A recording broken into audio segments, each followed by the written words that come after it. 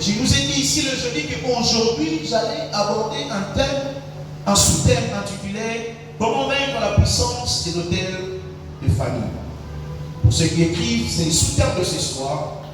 Comment vaincre la puissance des autels de famille. Comment vaincre la puissance des autels de famille. Nous avons dit beaucoup de choses sur ce qui concerne les autels. Nous avons expliqué sous les bases bibliques. La fois passée, je voulais établir une comparaison ou encore nous faire comprendre que tout ce que le diable essaie de faire n'est juste que copie. Amen. Dans mon introduction, le jeudi passé, j'avais dit que le diable est un copiste. Il est celui qui copie tout ce que Dieu fait. Parce que le diable n'est pas un créateur. Quelqu'un dit Amen. Il ne crée pas, il ne fait que copier ce que le Seigneur, notre Dieu, fait. J'aimerais renforcer dans mon introduction aujourd'hui en disant que un autel ne peut pas être bâti sans un sacrifice. Alléluia. Tous les autels qui sont bâtis, j'ai donné les exemples dans la Bible pour nous faire comprendre ce qui se passe dans le monde spirituel. Dans mon introduction, j'étais en train de dire aujourd'hui, aucun autel peut être bâti sans un sacrifice. J'avais dit que il y a deux sortes ou deux moyens de bâtir un autel. C'est lorsque le Seigneur vient à la rencontre d'un homme, ou encore c'est l'homme qui va à la rencontre d'un divin ou d'une divinité. Et aujourd'hui, je vais essayer de parler sur ces choses et puis je vais nous proposer une solution. Parce que j'ai utilisé le terme ici, comment vaincre. Donc ce soir, j'aimerais exposer, donner la manière dont nous devons procéder afin de vaincre ces autels. Est-ce que quelqu'un est là ce soir? La vie des enfants d'Israël, ou encore le patriarche de la Bible, quand nous lisons Abraham, Isaac, c'était comme une culture dans leur famille ou dans leur vie de bâtir les autels pour le Seigneur. Et lorsque le Seigneur vient à leur rencontre, la Bible parle, et cet homme, après avoir parlé à Dieu, qu'est-ce qu'il fait? Il bâtit un autel. J'aimerais informer quelqu'un, comme je l'ai dit, je dis que le diable ne fait que copier ce que Dieu fait. C'est ce qui se passe ou ce qui s'est passé dans nos familles aussi. Lorsque, je ne sais pas, ton grand-père ou ton arrière-grand-père était allé à la rencontre d'un divin pour obtenir quoi que ce soit, il avait bâti un autel. Et cet autel a été bâti par un sacrifice. Alléluia. Alléluia. J'ai dit que les autels peuvent être physiques, mais cela a des impacts spirituels. C'est ce que j'ai essayé de dire le jeudi. Donc ce que nous pouvons bâtir ici peut être physique.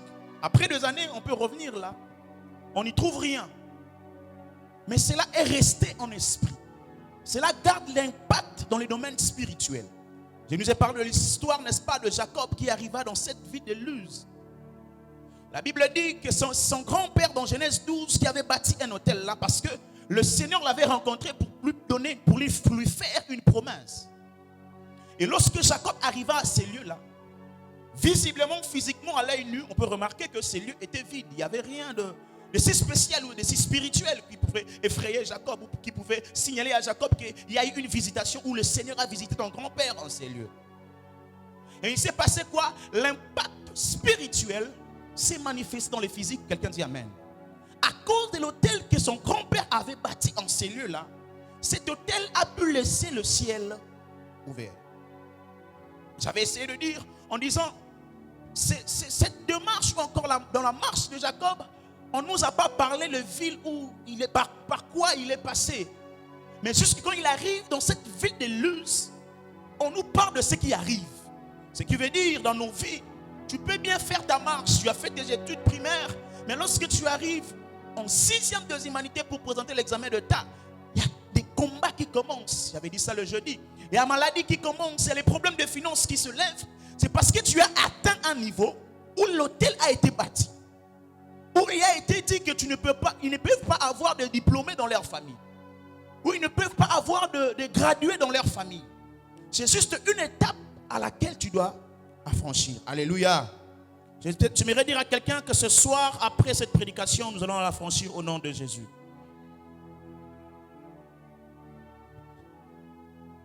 Je suis toujours dans mon introduction. L'Esprit de Dieu m'a mis à cœur de partager quelque chose avant que je touche vivement à mon sujet.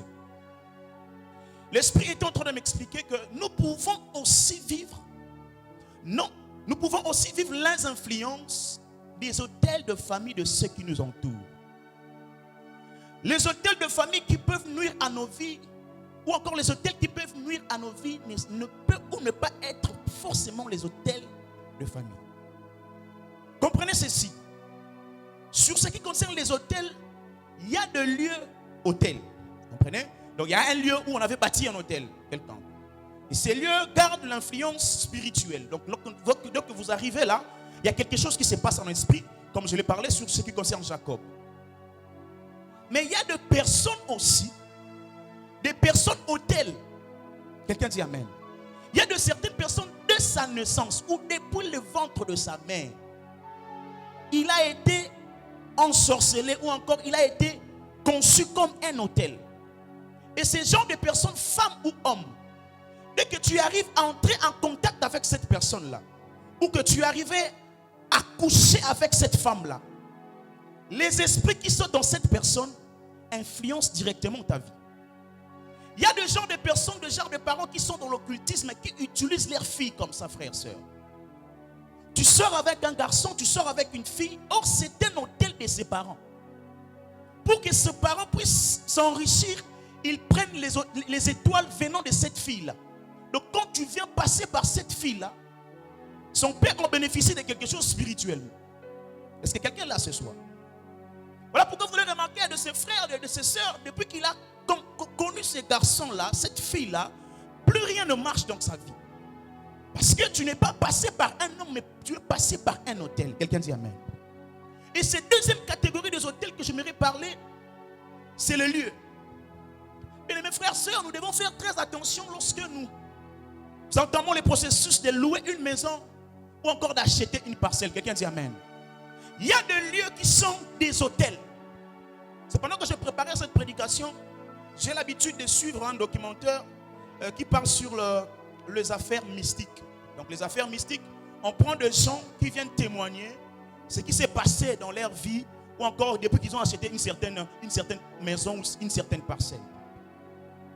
Dernièrement, j'ai suivi, il y a un homme qui est en train de dire, il a dit, j'ai acheté cette parcelle, c'était vide. J'ai commencé à construire là-dessus. Mais il y a quelque chose qui se passe. Lorsqu'on a mis la fondation, on a commencé à élever le mur. Quand on finit d'élever le mur, le matin qu'on va revenir, il y a des fissures sur le mur. Il dit, on va réparer les fissures, on reprend le mur, fissure. Et jusqu'à ce que cette personne-là s'est appauvrie. Il s'entêtait sur que baby abongi. Et baby abongi jusqu'à ce que ses affaires ne marchaient plus. Et il était contraint à faire recours aux marabouts.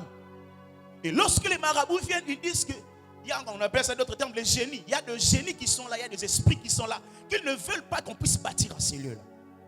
Comprenez-vous, il y a de certaines personnes, ils avaient des moyens, ils n'avaient même pas de problèmes dans leur foyer. Mais depuis qu'ils ont possédé cette maison-là, les problèmes commencent. Alléluia. Les disputes commencent. Il y a même des esprits qui se lèvent pour les pousser au divorce. Il y a des maisons comme ça qui sont des hôtels de monde de ténèbres. Quelqu'un dit Amen. Si tu es là, acclame le Seigneur plus fort.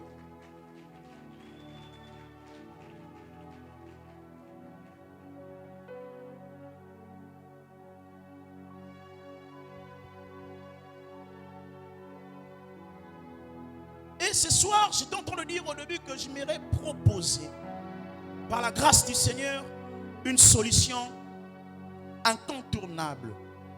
3-4 vérités incontournables qui vont nous pousser à la prière.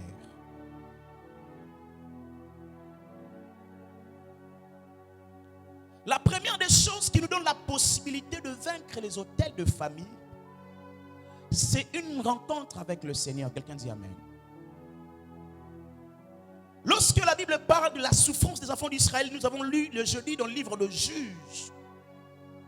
Dans le livre de Juges 6, nous connaissons très bien l'histoire. Les enfants d'Israël qui étaient sous la souffrance, et il y a Mandia qui le faisait souffrir. La Bible dit qu'il travaillait et Mandia venait pour prendre ce qu'ils cultivaient. Mais un jour, la Bible parle de l'ange qui apparaît à Gédéon. Et c'est cette apparition de l'ange à Gédéon, c'était le commencement d'un processus de délivrance. Quelqu'un dit amen. Lorsque tu rencontres le Seigneur, j'aimerais dire à quelqu'un, c'est le processus de la délivrance de ta famille. Oh, quelqu'un ne me dit pas amen. Lorsque nous rencontrons le Seigneur en premier, c'est un processus qui vient de se débuter pour la délivrance de ta famille. Alléluia. Et la deuxième des choses que j'aimerais nous dire ce soir, c'est la révélation. Amen, amen. Tu peux rencontrer le Seigneur, mais sans pourtant avoir la révélation de ce qui nuit ta famille. Tu peux rencontrer le Seigneur, mais si tu n'as pas la révélation de ce qui ne marche pas, tu vas passer à côté. Quelqu'un dit amen. Écoutez un peu ce que la Bible dit par rapport à Gédéon. La Bible dit que Gédéon était en train de battre du froment, afin de le mettre hors des portraits des mendiants. Vous comprenez? Gédéon était en train de faire un exercice physique qui n'avait rien à voir ou encore qui ne pouvait pas apporter une solution à leur souffrance. C'est vrai que l'ange lui est apparu, mais il devait avoir la révélation de ce qui se passe en vrai. La révélation ou encore la cause même de leur souffrance. Alléluia. Une fois le Seigneur ou encore l'ange parle à Gédéon.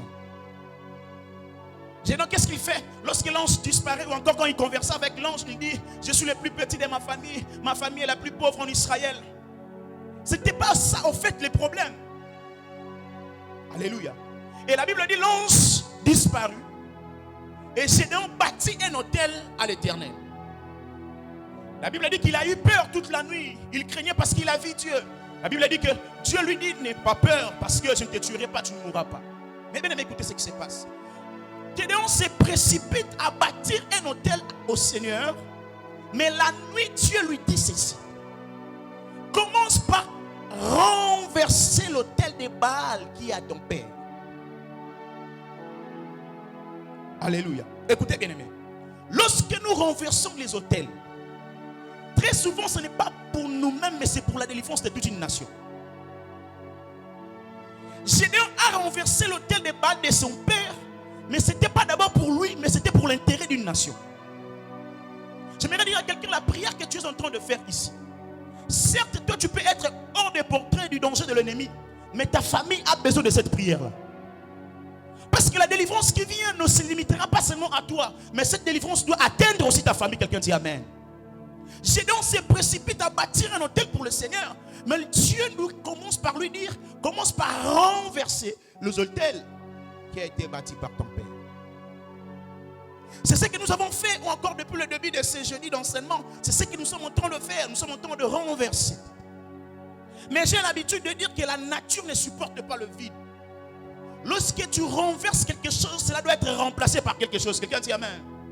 J'ai toujours donné cet exemple. Si nous fermons cette parcelle et que nous partions d'ici et que nous revenons 10 ans, 5 ans après, nous allons remarquer une chose. Soit il y aurait de la poussière, tomates et robota. Et qui a planté ces arbres-là? Qui a créé cette poussière-là? Vous comprenez que la nature ne supporte pas le vide. Donc cela doit être occupé par quelque chose. Alléluia. Et Gédéon fait ce que l'Éternel lui avait demandé. Dieu nous a parlé, il nous a parlé par le prédicateur qui nous a précédé, il nous a parlé au travers de moi. Et nous avons fait ce qu'il nous a demandé par l'orientation du Saint-Esprit, nous avons renversé ces autels-là. Et la troisième manière, c'est la dernière vérité que j'aimerais nous dire, c'est ce qui va nous pousser à la prière. Cette troisième manière, elle est une manière indispensable. C'est une manière impeccable. C'est une méthode qui ne peut pas être détournée. Quelqu'un dit amen. Écoutez bien aimé. Lorsqu'il s'agit d'un autel, il y a 3 choses à savoir. Ou encore, il y a 3 choses qui peuvent composer un autel. Je cite: le bois, le sacrifice et le feu. J'étais en train de dire, il y a 3 choses qu'on peut se servir pour bâtir un autel. Le bois, le sacrifice et le feu. La Bible nous parle de cela dans le livre de Genèse 22. le verset 1er jusqu'au 14e, on nous parle de l'histoire d'Isaac et son père. N'est-ce pas? En route pour son sacrifice, Abraham a pris l'enfant, il a pris le bois, il y avait le feu. On revient en cours de route, c'est le fils Isaac qui pose la question à son père, mais papa, j'ai vu, n'est-ce pas, le feu? J'ai vu le bois. Mais où est le sacrifice? Voilà pourquoi j'ai dit au début, un autel ne peut pas être bâti sans le sacrifice. La manière la plus indispensable, la manière impeccable, incontournable pour renverser les autels de famille, ou lorsque nous renversons les autels de famille, après qu'est-ce que nous devons faire? Il y a quelque chose, il y a une vérité que nous devons savoir, mes bien-aimés. La manière la plus efficace, la manière la plus incontournable, impeccable, comme je le disais tantôt, c'est de lever l'œuvre de la croix dans la famille.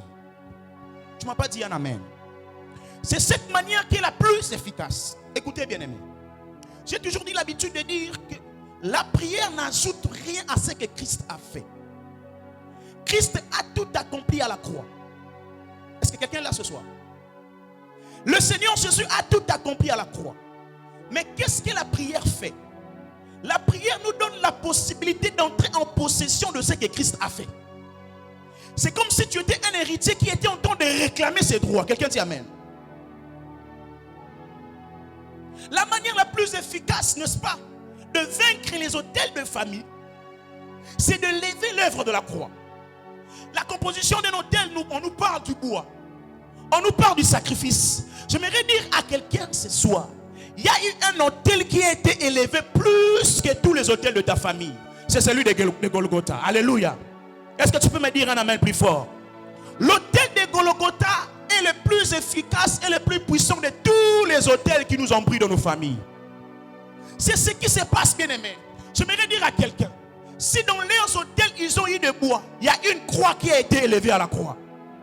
À Golgotha, il y avait une croix. Écoutez bien aimé ce qui se passe. L'ange dit à Gédéon, lorsque tu vas renverser l'autel de Baal de ton père, on nous parle d'un objet qui était là, c'était un bois qui avait une forme pointue qui devait être planté au sol.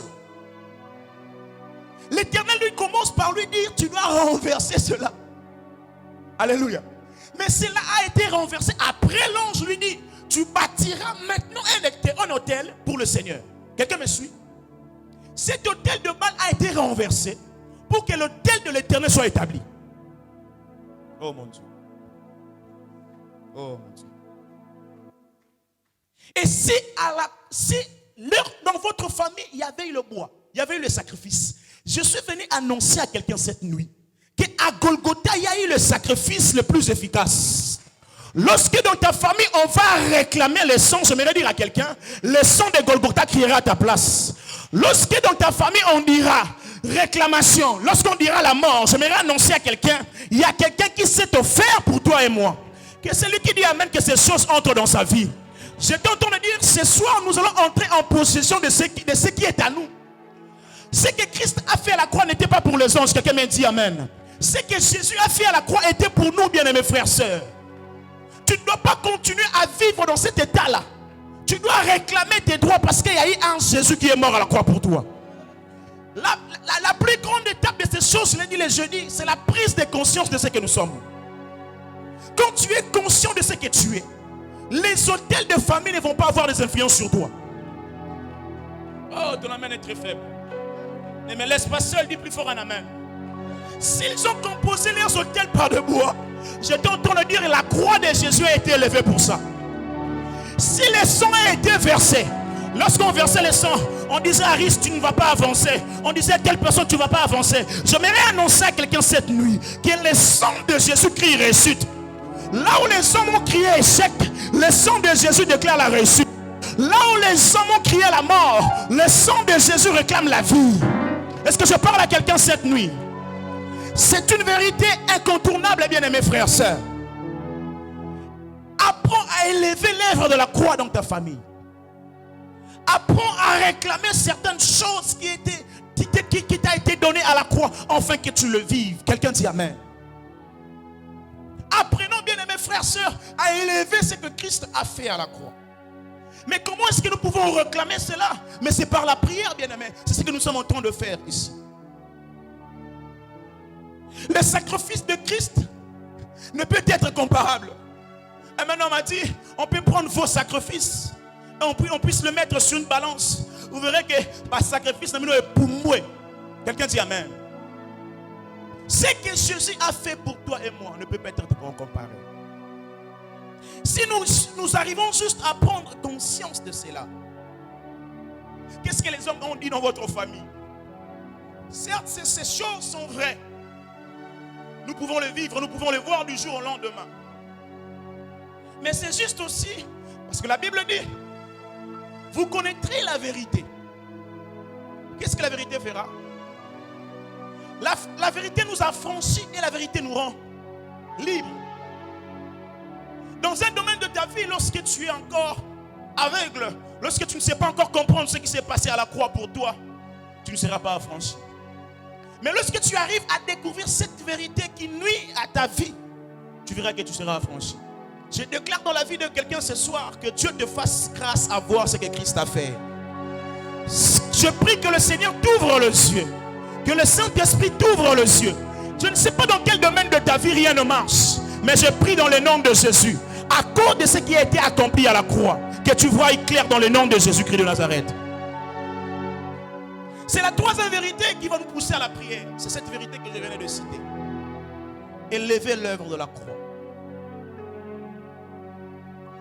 C'est ça notre force, bien-aimés. Voilà pourquoi je nous ai dit au début, même si tu louais une maison, comme on a l'habitude de l'appeler, des maisons hantées plutôt. Ce sont des maisons qui habitent les esprits. Mais quand tu arrives là, tu sais que Christ est en toi, mon Dieu. Même s'il y a des hôtels qui ont été établis en ces lieux, en toi tu portes l'autel le plus haut, mon Dieu. En toi tu portes l'autel le plus puissant. Lorsque tu arrives dans cette maison dont les esprits sillonnent de gauche à droite, tu viens pour imposer le règne de Dieu. Tu viens pour imposer l'œuvre de la croix. Bien-aimé, prends cette conscience et commence à les pratiquer dans ta famille. Qu'est-ce qui ne va pas dans votre famille? Il y a une vérité qui est en train de vous louper, de vous échapper là. Voilà pourquoi les choses ne font que stagner, les choses n'avancent pas. Parce qu'il y a une vérité que tu loupes. Nous sommes trop concentrés sur les démons. Mais nous n'arrivons pas à se concentrer sur ce que Christ a fait. Nous sommes trop concentrés sur ce qui se passe aux alentours. Mais nous n'arrivons pas à fixer nos regards sur cette croix-là. Écoutez bien mes frères et sœurs, il y a quelque chose qui se passe. La Bible dit, il nous parle de l'histoire de ces problèmes qui s'est passé en Égypte, les enfants d'Israël étaient mordus par le serpent. La Bible dit que Moïse devait monter un serpent devant. Écoutez ce qui se passe. Dieu dit, lorsqu'ils seront mordus par le serpent, qu'est-ce qu'il doit faire? Il doit regarder. Quand tu es piqué par le serpent, ne regarde pas tes difficultés, ne regarde pas la douleur, mais tu dois regarder là où la solution vient. Il était interdit pour eux de regarder ce qui les entourait. J'aimerais prier et déclarer dans la vie de quelqu'un. Apprends à fixer ton regard sur la croix.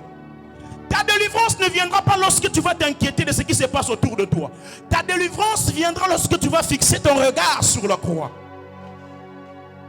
Est-ce qu'il y a quelqu'un qui croit à ces choses? Est-ce qu'il y a quelqu'un qui croit à ces choses? Comme le pasteur Nicolas a l'habitude de dire que les choses de Dieu sont tellement simples que nous voulons les compliquer. Ne regarde pas ce qui te fait mal, mais regarde à celui qui donne la solution. Car en regardant à ce qui te fait mal, tu ne vas jamais résoudre ce qui te dérange. Les problèmes pour les enfants d'Israël n'étaient pas de regarder quel genre de serpent m'a mordu. C'était pas ça les problèmes. Les problèmes pour eux, c'était de fixer le regard sur la croix. Ce soir, j'invite quelqu'un à fixer son regard sur la croix. Jésus. C'est par là que je vais chuter afin que nous puissions prier. Ce soir, nous allons vraiment prier. Quelqu'un dit amen. Lorsqu'on connaît ce genre de vérité, je vous assure que l'Esprit de Dieu vient pour certifier de vérité. Lorsqu'on parle de Christ, l'Esprit de Dieu vient pour certifier cela. Est-ce que j'ai parlé à quelqu'un ce soir? Est-ce que j'ai parlé à quelqu'un ce soir? Si je t'ai parlé, acclame le Seigneur et lèvons-nous la présence de Dieu. Lèvons-nous la présence de Dieu. Lèvons-nous la présence de Dieu, nous allons prier, bien-aimés. Seigneur. Est-ce que tu es prêt à prier avec moi ce soir? Nous allons commencer à dire d'abord merci à Jésus. Quelqu'un dit avec moi, Jésus,